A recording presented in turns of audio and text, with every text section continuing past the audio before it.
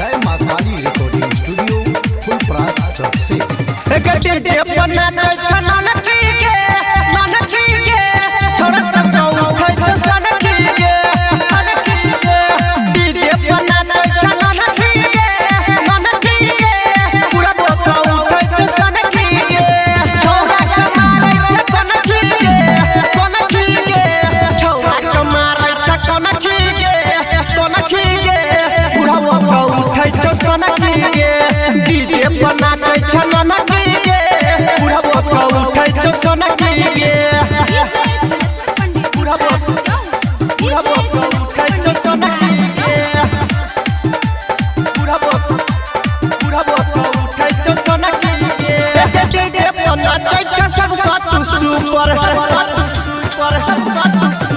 DJ अपना सब सात सुपर हिलै छ तोहर नीचा से ऊपर गाना बजबै छियौ जब मैथिली मन करे दुनू पकड़े कैटली लहंगा उठाबै छ ननकी गे पूरा बोका उठै छ सनकी गे डीजे अपना छ ननकी गे पूरा बोका उठै छ सनकी गे पूरा बोका उठै छ सनकी गे पूरा बोका उठै छ सनकी गे एके सब छोरा के नजर तोरे पगरल एके सब छोरा के नजर तोरे पगरल तोहर जवानी छ पूरा के चढ़ल राइटर में से लिखै चलो गीत गे डीजे चंदेश्वर करा दे तो हिट गे